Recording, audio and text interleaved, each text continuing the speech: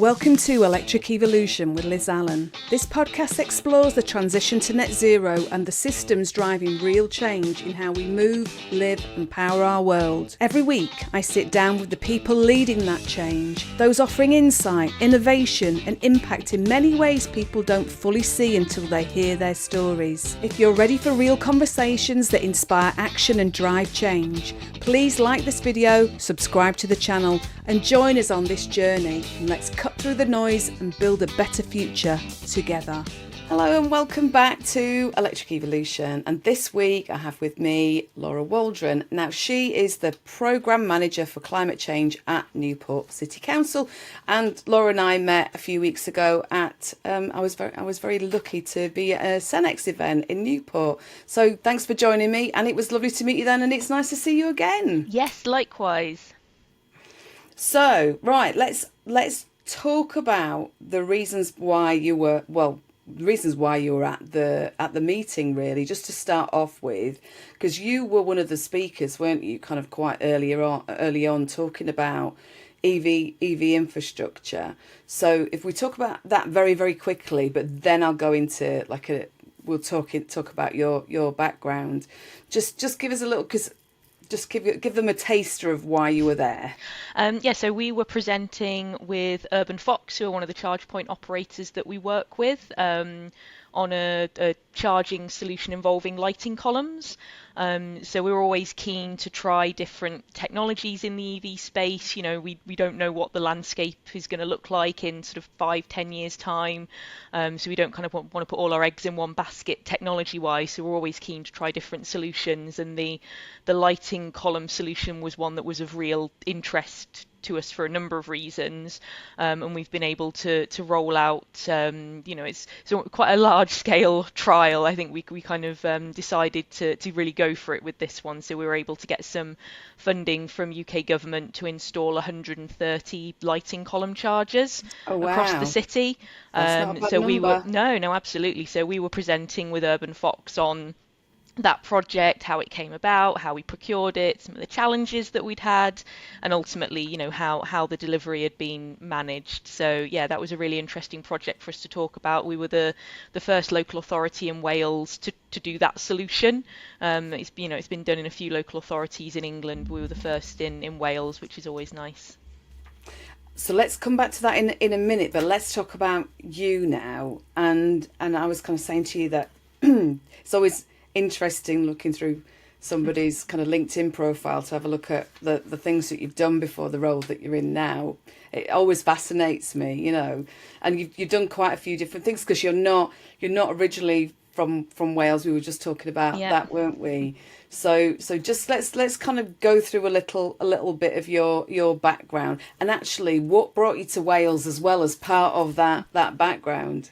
Yeah, so but both geographically and kind of career-wise, I've been all over the place. So geographically gone from Leicestershire down to University of Warwick, lived in Coventry for a few years, then to Hertfordshire, and then about 10 years ago to Wales. And then career-wise, most of my background in sort of project support, project management, process management, and then I think nearly 4 years ago, or just over 4 years ago now, joined Newport City Council in the Policy and Partnership team. So that's working with the Wellbeing of Future Generations Act, kind of encouraging partnership working across the public sector, third sector, private sector. So as part of that, I was involved in sustainable travel, and that, along with kind of an interest from an activism side of things, was what really kind of brought me into climate change in the public sector. And then I was fortunate that there was a vacancy in the climate change team for a program manager, so I've been in that role for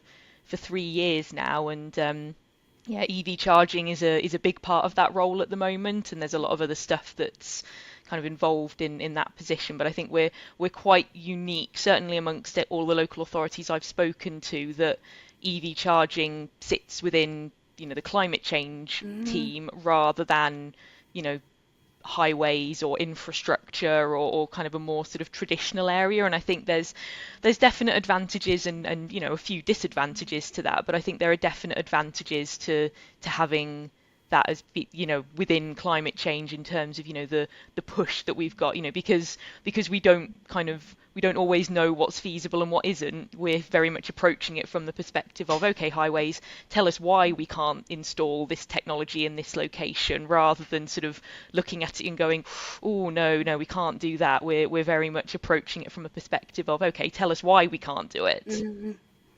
I was going to say, because we would talk about this before, weren't we? That before we started recording, that there are so many councils across the UK that have these job roles for, especially for EV infrastructure, in very, very different teams. So it's kind of, you'll see, like you said about your title being part of the climate change team, and others being part of highways, and others being part of, so many different parts of a council. Oh, it's an absolute minefield, and within EV charging, within climate change, there's so many different ways of kind of cutting the cake in terms of how councils organise their service areas, what responsibilities fall into different areas, and kind of different job roles. So yeah, it can be a bit of a challenge sometimes trying to find the right person to talk to about specific issues. Even within Newport Council, I'm often kind of looking through the org chart thinking, well, hang on, so I know this is the rough area that I'm in, and then I'm kind of just clicking through people's job roles looking for a job title that sounds about right, and then just reaching out on Teams to find out who I need to speak to.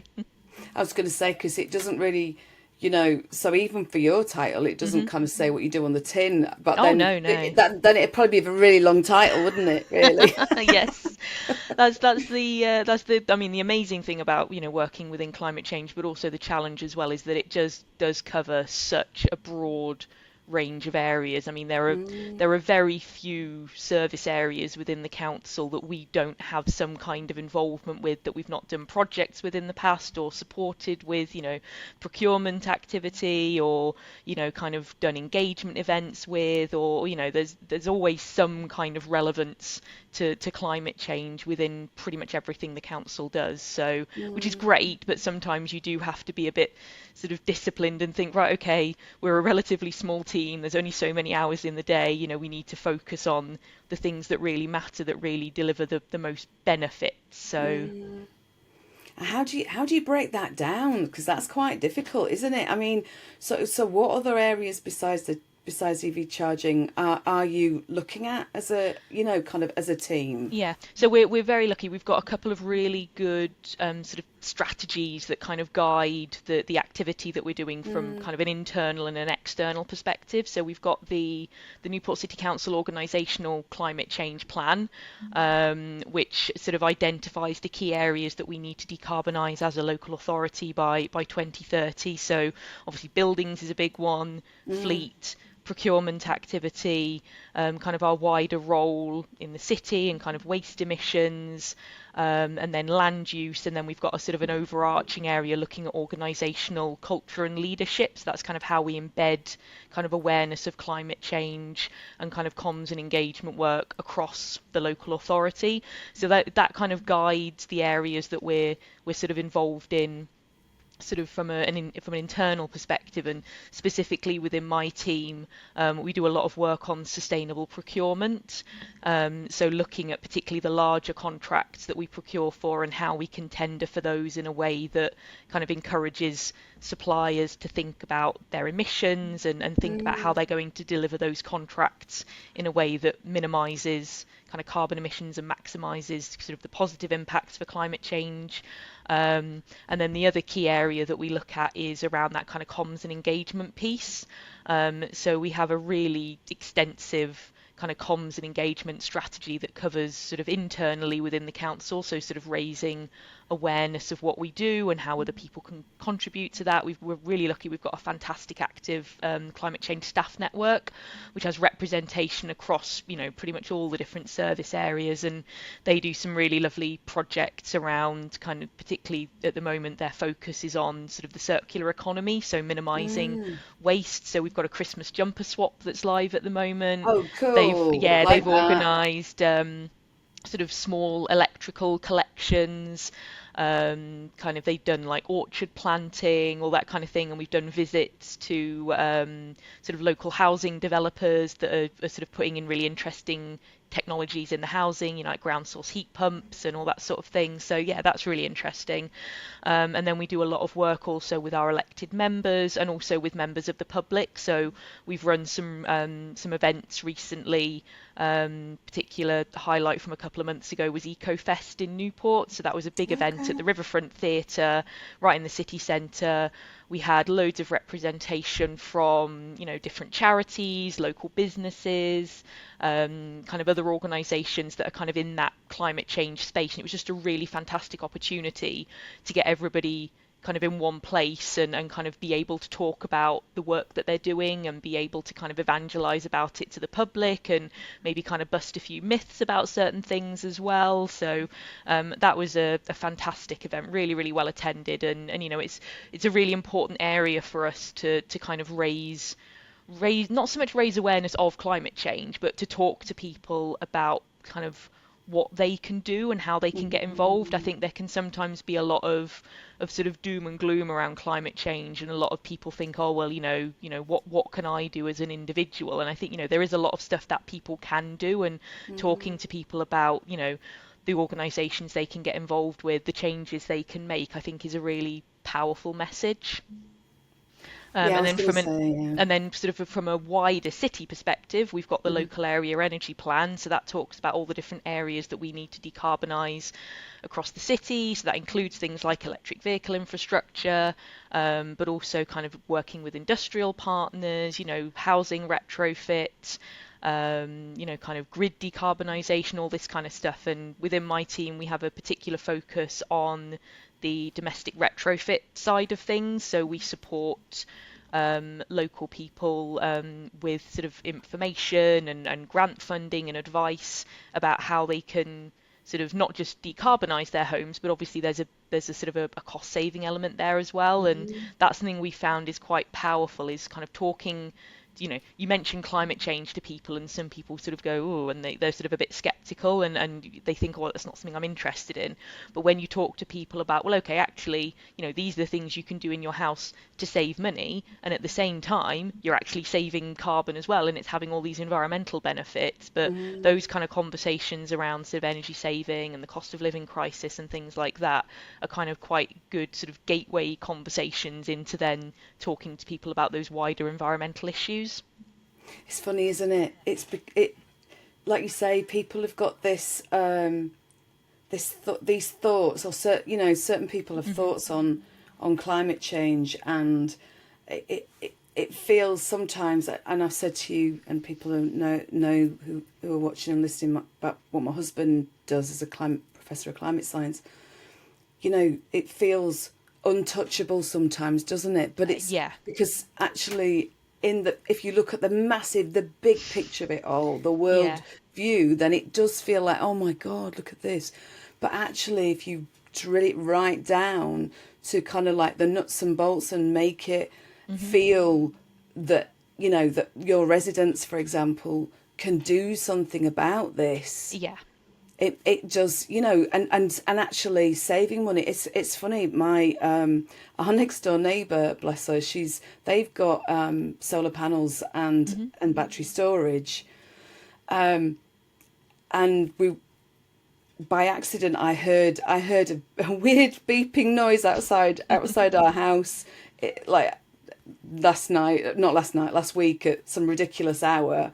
Yeah. And we've got a close chat, so we live on a close, on a message, and I said I've just heard some beeping, just to point it out to everybody. Anyway, it was their battery. It was next door neighbour's battery storage, and we just got talking kind of on Teams, and it was her daughter, who's in her 30s as well, and there were certain things that they didn't even know about what they could do with their battery, about overnight rates and saving money by having an overnight rate, and and kind of exporting back to the grid and Yeah. things like that, and it's just, It's a very complex area, and that's a lot mm, of what we try to do is just to kind of get that information out there to people to say, look, these are your options, and this is who you can talk to about it, and here's some information just to kind of raise awareness of it, and kind of show people that it's not as complicated maybe as people thought it was, and yeah. talking about the benefits of it, and the cost saving, and yeah, it's a fascinating area. It is, and like I say, I bet you're really busy all the time Oh because you've yes. got loads to do, haven't you? Goodness Uh, me. But I mean, all of the stuff that you're doing there is fantastic. So yeah, congratulations in pushing everything forwards. Let's move on to the charging side of things so that we can kind of yeah. talk about, the involvement and how you're moving that side. I mean, there's so many things, Laura, that you've just talked about there that I would love to talk about in detail anyway. But let's just kind of move on to the things that you're doing, because you're really concentrating on the charging side of things, haven't you, Yeah. aren't you? But you've had EV charging, because that's one of the things about decarbonisation, isn't it? It's not everything, because you've just told us all the things you're doing, but this is still important, because there's stats on transport and reducing transport emissions Absolutely. Yeah. I mean, and air pollution. so from a citywide perspective, transport is by far the largest proportion of Mm, our carbon emissions. And like you say, there's an air quality issue as well. Newport's got a number of air quality management areas, and obviously transport is the major contributing factor to all of mm, those. So, mm. doing what we can to decarbonise transport is absolutely vital.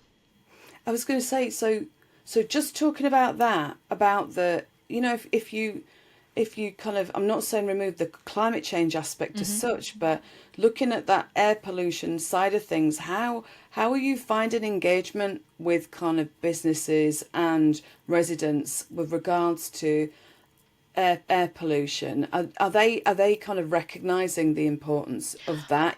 Kind of, Absolutely. it's funny, isn't it? Because people, like I say, again, look at climate change, reducing your carbon footprint, and air pollution as two separate things, and kind of Yeah. they're so, especially when we're looking at transport, those are Oh, interconnected, aren't they? absolutely, absolutely. And it's one of those things my husband and I were talking about this, and it's like, almost if even if you don't believe in climate change, if you think the whole thing is a hoax and it's complete nonsense, why would you still not want to move to electric vehicles to reduce air pollution and noise pollution? Why would you not want to move to renewables to reduce our dependence on, Russian gas? And there's so many kind of, to use a sort of a slightly projecty term, co-benefits to kind of dealing with climate change, that even if you ignore the climate change side of it completely, it's still worthwhile doing all of these other things because you get so many other benefits to doing it. Yeah, absolutely. And this is why we can't just keep, we've got to talk about it as a whole, and not as a No. whole, but kind of making it easy for people to understand. And I'm Yes. not trying to say that everybody's thick, I'm really not. I'm just saying that, you know that actually it can be that the way it comes across, sometimes it can be really divisive, and Absolutely, in absolutely. a I way think we're it, polarizing people in some yes. ways Yeah. because of it. It's People about that, kind of meeting people where they are and finding the thing that's of interest to them, and that yeah, that could be air pollution, that could be saving money on their energy bills, that could be their local park and green spaces. There are so many different avenues that you can kind of go through to talk to people, rather than kind of approaching them with this big looming like climate change and kind of mm, almost scaring them off before you've even yeah, started. yeah, because it is two scary words. Hmm. It's just two words, and Yeah. it scares a lot of people, doesn't it? Yeah. And people don't know what to do with it. Hmm. They just don't know what to do with it. But like you say, breaking it down to those kind of those parts Yeah. that make Yeah. sense, Yeah. you know, And and I like, think, Yeah, Go on. I think that's where the EV infrastructure is really important, because that's a sort of a visible thing that people can see, and it's a visible change that they can make, is, Mm. moving to an electric vehicle that really helps them feel like they're making a difference. And is that the kind of, when you're doing your comms and engagement pieces, are you getting more positive feedback from residents, or are Yeah, they still a little bit like, I not sure about you, this? you've still got your skeptics, and I think it's really interesting. So I was at an event a couple of weeks ago, and there was a presentation about driver attitudes to electric vehicles, and big survey Mm. that had been done, and they were saying that from the research they'd done, you've got about a third of people who are just EV skeptics. Um, and then you've got kind of 5% of the people they surveyed were already EV owners. And then of the remaining kind of percentage, it was split roughly 50-50 between people who were kind of actively looking at EV adoption maybe within the next 12 months, and then Mm. people that were kind of interested, but maybe a little bit more skeptical, or kind of looking in the longer term. I think Mm. it's interesting for us because whenever we put any content out on social media about the EV projects we're doing, the reaction is almost overwhelmingly negative. And so I think Mm. we were probably guilty of kind of putting too much of our focus on comms and engagement on those people and trying to convince the skeptics, whereas Yeah. actually seeing that data that showed that actually they are only a third of people, and it's not that we want to ignore them completely, but actually we'd probably get far more impact on having more of a campaign that focused on, the third of people that were kind of, thinking about getting an EV but maybe just needed that little push, and kind of presenting it in a more positive way and talking about, not so much the benefits, but all the infrastructure that we're putting in and how easy that's going to make charging, and the kind of the cost difference between the sort of the lighting column chargers that we're putting in and like the rapid chargers, because I think there's a huge amount of myths out there around Mm. EV charging. People think that all EV chargers cost the same amount of money. They're all kind of 65, 75, 85 pence per kilowatt hour, and a lot of myths around kind of safety and fires and all that kind of thing. So, Yeah. and it's hard because obviously we only have quite a limited reach from a kind of in comms and engagement perspective, but yeah, no, it's definitely something that we're putting a focus on sort of this year, and have done kind of in the recent past as well, is kind of talking more about the projects that we're doing and the impact that that's going to have, and kind of how that's helping people to Mm. kind of make that switch over to an electric vehicle. So when did you first start putting chargers into Newport? So Into the city. so I think our first chargers started going in about 6 or 7 years ago, and it Yeah. was quite a Okay. small scale thing. It was kind of very much focusing on sort of council owned car parks, maybe just putting in like a fast charger, a 22 kilowatt charger in a car park, a couple of marked bays, and just kind of working our way through our estate like that. Mm. Mm. And then when I joined the team, what about, well, nearly 3 years ago now, I think we had probably about 20 on-street chargers, and maybe about sort of 40 or 50 kind of car park or destination chargers. And then over the last few years, so firstly, the first sort of year or two, the focus was very much on getting our estate kind of finished, getting, Mm. we've been very lucky. We've, been the recipient of some very generous funding from Welsh Government, and some other sources as well, and that's allowed us to kind of almost finish off the sort of the car park and estate side of things. Mm. So all of our car parks in Newport have now got charging. A lot of that charging is kind of future proofed for the kind of the next few years, so we're not going to have to go in and put more chargers in. And then the main focus over the last year, kind of 18 months, has been around on-street charging, Mm. because that was an area we identified firstly, was something that us as a local authority had to get involved in, because from a kind of a commercial perspective, those sort of on-street chargers are not necessarily attractive attractive to CPOs on their own. You're not necessarily going to get a CPO coming in and just offering to pay for all of the kit and the installation themselves. So it's something where we need to kind of give a little push. And also it's something that's hugely important from a kind of an equity perspective. If you're a resident that's got a driveway, I'm not saying it's, a sort of a cheap option, but the kind of the almost like the business case, the commercials around kind of deciding to move to an EV, you get a charger installed, you get one of these, like you're saying, the cheap overnight tariffs, and actually, that's quite an easy case to make. Whereas if you're a house that doesn't have a driveway,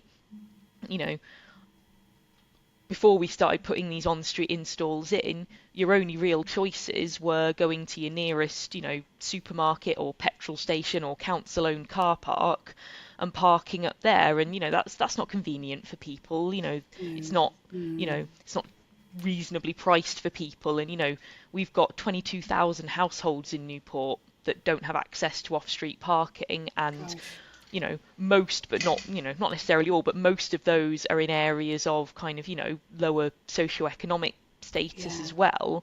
And so, if you don't intervene, you've potentially got this situation where you're saying to a certain group of people, oh yeah, you live in a, nice big house with a driveway, and therefore you get access to cheap parking or cheap charging, but you people who, don't have a driveway, you're stuck basically. You're stuck with inconvenient charging, much more expensive, and sorry, basically, exactly, so it's a bit like saying we're not going to make it easy for you. Yes. So therefore, but you don't want that. You want to make it as easy as possible. Absolutely. But going back to your comment about the sort of the feedback we've been getting, the comments we've been getting, yes, I think originally we probably did get more negative comments from people. The classic one was, why are you spending money on EV charging when there's potholes everywhere? You should be fixing potholes. And obviously those funding pots are completely separate. It's not like we could say, oh well, we were given money for EV charging, but we decided not to spend it on that and spend it on potholes instead. That'd go down well, wouldn't it? Yeah, but what we found is that particularly over the last sort of 6 to 9 months, as these projects have come on board with the on-street charging and have become more visible, we're now getting far more people emailing us saying, I've got an electric vehicle, or I want to buy an electric vehicle. You've installed charging on, a street nearby me, but I'd like it on my street. So, can you look at surveying my street and find out if you can install a charger there, which is brilliant. And, we had a really lovely email come in a couple of weeks ago from a lady saying that she was an EV user, and the charging sort of infrastructure that we'd put in on her street meant that she was saving huge amounts of money, because previously she was having to go to a nearby petrol station and charge up there and spend a lot of money on rapid charging, whereas the infrastructure that we'd put in was a lot more convenient for her, a lot cheaper, and she was just saying, thank you, it means it's a huge difference to me, which is lovely. And that is the kind of thing that makes a difference, isn't it? When you read that and that actually you've made a difference to somebody's kind of life and their pocket as well, because that's Absolutely. so important, isn't it? But so the different types of solutions that you're looking at or you're working with at the moment. So you said earlier, didn't you, right at the beginning, you're working with Urban Fox on lamppost charging. Yeah. And you've got, did you say 130 that have gone in or going in? Yes, 130 have gone in, and then we're doing the next phase of surveys, looking at doing some more installs this year, and that includes a huge number of resident requests that we've had in. I think it's about 30 or 40 streets we're surveying have come about as a direct result of a resident emailing us and saying, can you put a charger on my street? Because that's funny, isn't it? Because not everybody realises that you can use a lamppost for a charger as well. Yeah, no, absolutely. And for a while we thought that we wouldn't be able to use that technology because most of our columns are at the back of the pavement. Right. And we were Interesting. aware of the kind of, the backpack style chargers that go directly onto the column, but we thought, oh, that's not going to work for us because most of our columns are back of pavement. And then we became aware of a couple of local authorities in England who'd been using this different way of doing it. So essentially you're using the lighting column as a feeder pillar and then running the cable to a socket at the front of the pavement and then having like a slimline bollard at the front of the pavement. And the big advantage, well, a couple of major advantages for us. Firstly, it's a lot cheaper to install and a lot quicker to install compared to the standard kind of feeder pillar led or fed chargers. But also because you're using an existing supply and just having a virtual meter instead of a physical meter, there's no separate standing charges. So obviously from an on-street, the standing charge issue affects all charging infrastructure, and I'm sure you've had plenty of guests in the past that have talked about that issue, but particularly for on-street charging, it's a real issue because the utilisation for those chargers at the moment obviously isn't massive. We're expecting it to increase as the years go on, but at the moment you're not necessarily getting huge levels of utilization. So having those standing charges, day in, day out, regardless of usage, ultimately that's just pushing up the price to the end user. So by utilizing this solution, we've been able to offer as cheap as we can charging to local residents. And obviously we're not in a position where we're competing with the kind of 7-8 pence per kilowatt hour overnight tariffs that people are able to access, but we're at least starting to get to kind of rough parity with a standard tariff, and crucially we're below that 42 pence per kilowatt hour kind of break even rate, where if you're paying less than that on average you're saving compared to having a petrol car. So the fact that we're able to offer this charging infrastructure significantly below that rate is a real plus for us, and we hope that will make the infrastructure attractive to use for residents. So what is the, if you're allowed to tell me, but I can probably check, can't I, if not? what kind of prices are we looking at for those then? So for the lighting column chargers, it's 30 pence per kilowatt hour overnight. Yeah, that's really good. Yeah, and when you compare, like you say, when you compare that to the prices that you're being charged for, commercial charges in supermarkets, in petrol stations, which can be, like we said, kind of 65, 75 plus pence per kilowatt hour, we think that's a really attractive option for people. That is good. And what power is on, they're low rated, so they're 3.6 kilowatt chargers. So they are designed for slow overnight charging, which actually is an advantage, because one concern that we get raised from residents is, you're putting chargers on my street and that's going to mean people are going to be driving here to use the charger and taking up parking spaces, and there's already not enough parking. But we say to people, we're installing these across the city and they are low rated chargers. These aren't going to be the sort of things that people are going to come and park up and use for an hour or two. These are designed for residents to use on their own street, either during the day or overnight. And we're not putting in for, it's not like we're putting a rapid charger in that people are going to be travelling from sort of miles around to use. This is infrastructure that is very much designed for the use of local residents. Or people, I mean, it is possible, isn't it, that you'll have people that will be working locally or somewhere absolutely, like that or visitors or things like that. But we've not had any reports from people saying that having this charging infrastructure on their street has suddenly led to massive increases in the numbers of people parking there. So let's talk about some of the other solutions that you've got. So you've got your urban fox, you've got your lamppost column with the pillar at the front, or you're calling it a bollard, aren't you? Yes. It's a bollard charger at the front. So what else are you actually because you are really multitasking at the moment, aren't you? You're bringing Yes.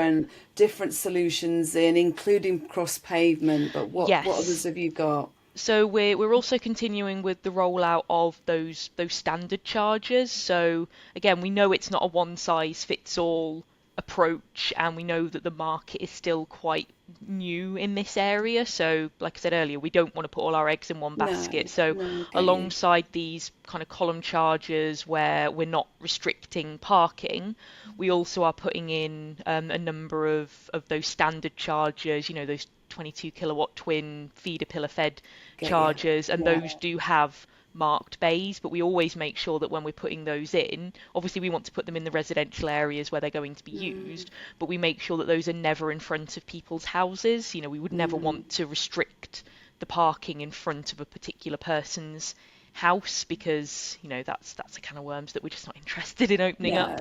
No, and Um, that's a massive. That'd probably be consultations and all oh, sorts of stuff, wouldn't it? absolutely, Really? absolutely, Yeah. yeah. So it'll be interesting for us to see. Obviously, historically, the majority of our charges have been, these marked bays, restricted use for EVs only.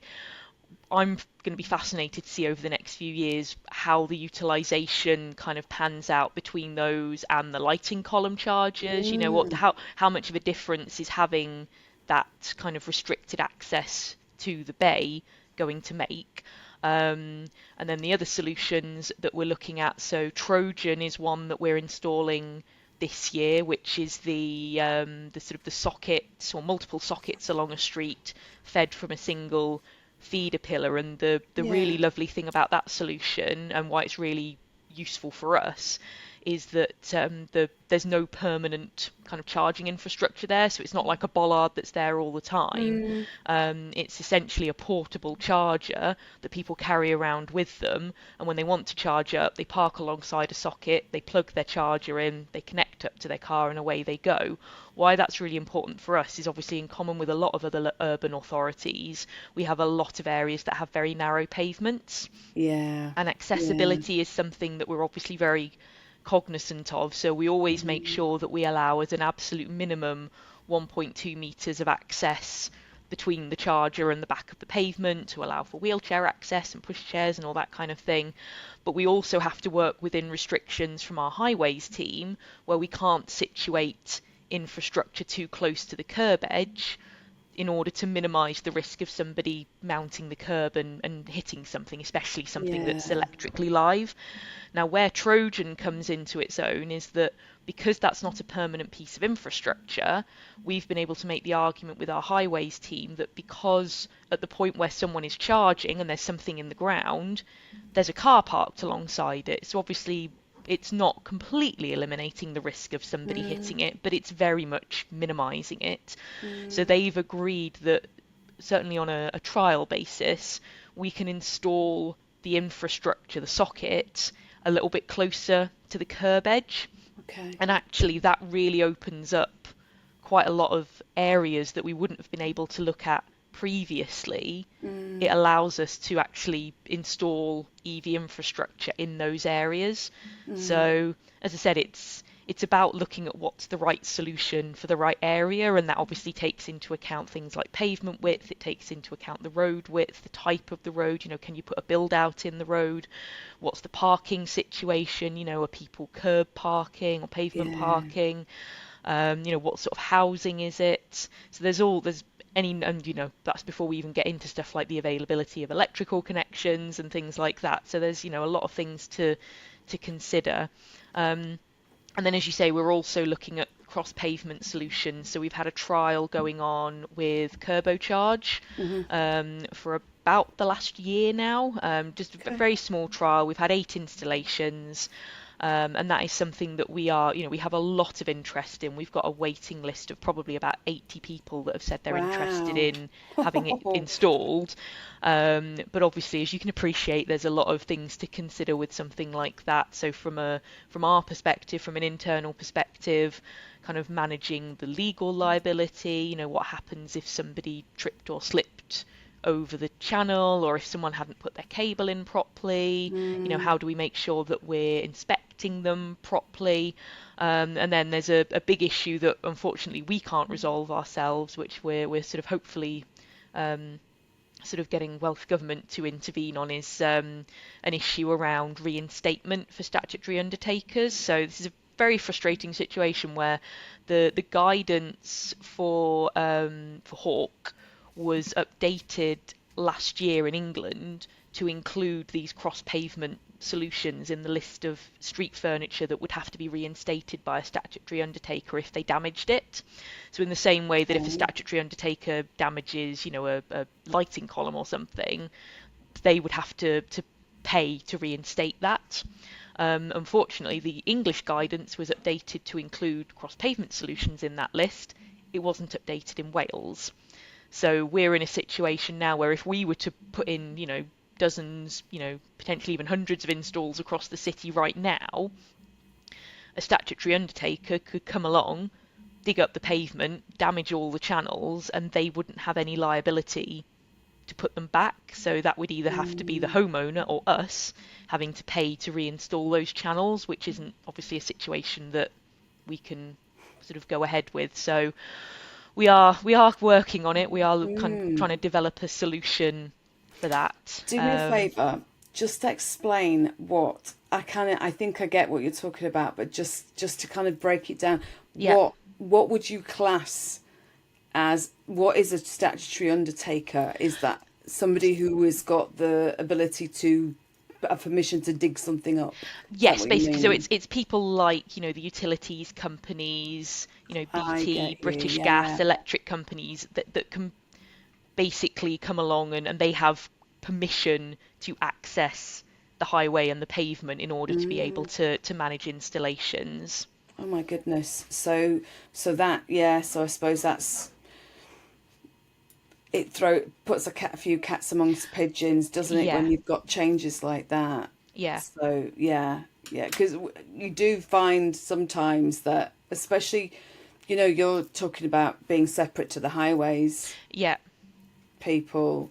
So if you have got things being dug up that you don't know, so I've seen it down, in Reading where we live, that you'll have the road, you'll have a road that's been kind of tarmacked, new tarmac, and then you'll have a utility company coming digging up, because there's just this. It's one of those lack of communication, isn't it? Really, or maybe just kind of the order of things coming up. Yeah, absolutely. And just to say as well, just to give a shout out to our highways team, because they're brilliant and we wouldn't be able to do all of the work we do, particularly all of the on-street developments, without them. Obviously, they're the guys that are the experts in, kind of accessibility and safety. They're the ones that, sign off on the location, sign off on the designs, sign off on Section 50 agreements, all that kind of thing. So we obviously do a lot of work with our highways team, and we're very grateful to the time that they give us, because it's not our area of expertise, and it's very much theirs. So. Yeah, it's not always their issue anyway, is it? Do you know what I mean? It just depends on multiple factors coming through. So and I know lots of you, as you've kind of said earlier, and lots of other local authorities I've talked to, you're juggling lots and lots of different things all in one go. So absolutely, it's not always that easy, is it? Yeah. So you've talked about the different providers. You've also, are you also bringing in other organisations into the EV infrastructure besides? So you've got your Kerbo Charge, you've got Urban Fox, you've talked about Trojan. Yeah. The other CPOs that we're working with, so Zest are managing the rollout of our kind of standard infrastructure, and then we've also got some installs with Connected Curb, which is a contract that's managed regionally, so they're installing in different areas across South Wales, but that's not a contract that we manage. That's a contract that's managed through an organisation called Cardiff Capital Region. Okay. And then we've got our existing network, which partly I inherited and partly we've sort of been using that contract for the last few years for a lot of the car park based infrastructure and a few on street sites, which is currently with a company called Silverstone, but that contract is ending this year, so we're going out to tender, sort of just getting all the paperwork together at the moment, which, as you can imagine, is quite a big job. So we're going out to tender in the next few months to look at potentially a new provider for that area. So that's going to be an interesting one for us because of how new a lot of this infrastructure is across local authorities, and the fact that most concession agreements tend to be very long because of the fact that the payback period is quite lengthy. The Silverstone contract, because that was done sort of fairly early days, was actually quite a short contract, so there aren't many other local authorities that have gone out to re-tender for existing infrastructure. Right. So that's going to be an interesting one for us because we don't know. We're hoping, very much hoping, that a CPO will come along and adopt the infrastructure that's already there. But obviously there is the possibility that, particularly for some of the older chargers, they might want to replace the chargers with their own units, just to minimize their maintenance liability, make sure that they're working with equipment that they're familiar with. So obviously, with my climate change hat on and with my circular economy hat on, we're very keen to make sure that the stuff that we've put in the ground, ideally we can carry on using it, or if not, that either we or the CPO have processes in place where we can make sure that that equipment is either recycled or reused at other locations. We don't want to end up with loads of equipment that's just sitting in a warehouse somewhere and not being used. So that'll be exactly. You've got so many things going on. It's just it's a lot to manage, and it's a lot of contract management. But for us, the big advantage is that having all of that competition means that we're not just beholden to one CPO who could potentially, I'm not saying they would necessarily, but there's always that risk that if they're the only game in town, then they can just put up their prices because there's no competition. So the hope is that having that competition and that sort of mini market almost within the city will help to drive down costs, and obviously that's to the benefit of residents and visitors and everybody. So I've got a couple of final questions for you. First one is, what's your biggest lesson learned from all of this so far? Is there one? There's probably going to be multiple, but is there one? I suppose the biggest one, and it's probably an obvious one, is everything takes longer than you think it's going to. And, it's a real challenge for us trying to deliver this infrastructure within the constraints of kind of single year funding, which, most of the work we're doing is grant funded either by Welsh Government or UK Government, and it's always done on a 12-month funding cycle. So, everything takes longer than you think it's going to, even the stuff that on paper looks really simple. And I think the other big lesson is probably around just not being afraid to try something. We're very lucky within my team, my manager, our senior leadership, our sort of cabinet member, they're all really supportive of, the EV side of things, but, climate change more generally. And I've never felt like I have to kind of be terrified of failure. There's very much a culture within the organisation of sort of give something a go, and if it works, it works, and if it doesn't, it doesn't, and just sort of, not being afraid to try something, and not being afraid to kind of, stick your neck out and try a new solution, or kind of go with a different CPO, or sort of, stick something in the ground and see how it's used, basically. So just don't be afraid of trying something new. Brilliant. And final question is then, so what do you see, what would you like the future to look like for Newport City Council? And that can be across everything, because I mean, you know, you're doing so many other things.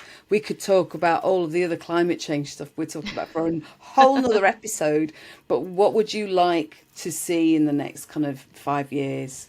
So I think from an EV side of things, our aim is that every street in Newport where people don't have off-street parking has some form of, ideally public charging infrastructure or some form of solution that allows people to charge. Because, as I said earlier, it's for me it's an equity issue. It's about Yeah. a fair and just transition. And a lot of people say to me, oh, why are you putting a charger on this street? Nobody owns an EV on this street. And I say, well, no one does now, but they may do in the future. And quite frankly, they probably won't buy an EV if their only solution is going to a petrol station or a supermarket and paying those sorts of prices and having to park, 15 minutes away from their house. Yes. So Yeah.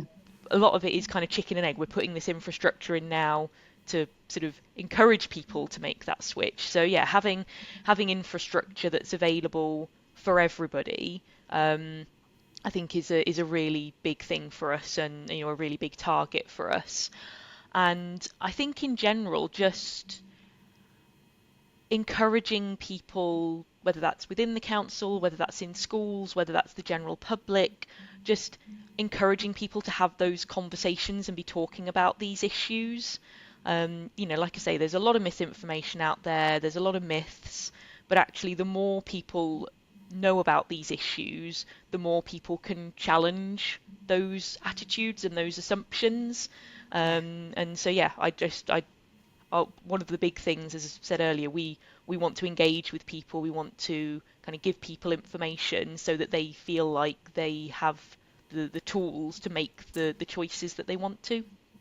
Love it. I love it. Like I said to you, I really, really would love to talk to you even more about about all the other wonderful things that you're doing, because it just sounds like you've got your hands full. Yes. But never a dull day. I know if you're ever gonna go anywhere to leave a legacy behind, this is the job to be in, isn't it? Absolutely. And I've always said to people, if you want a role where you can really see the impacts of what you're doing, there's nothing like local government, just both physically or kind of, culture-wise, just the impact that local councils have on the everyday, there are so many aspects of people's lives that, and a lot of people don't realise the whole scope and scale of what it is that local authorities do. But yeah, the ability to be able to make a real tangible difference and impact for local people is, I think one of the most powerful things about working in local government. Fantastic. Well, listen, I'm just going to say thank you, Laura. Thank you for you. joining me. It's been so interesting to talk to you, and it was lovely to meet you a few weeks back. But yeah, again, I should probably get you back on again just to talk about all the climate change stuff, because I'd be it just happy to. sounds fantastic.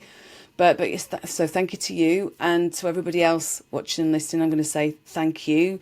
As I always say, please do check out our socials. Like, share, subscribe, do all those wonderful things. Check out our LinkedIn podcast page for Electric Evolution. And to everyone, thanks for watching and listening, and I'll see you next time. Bye-bye.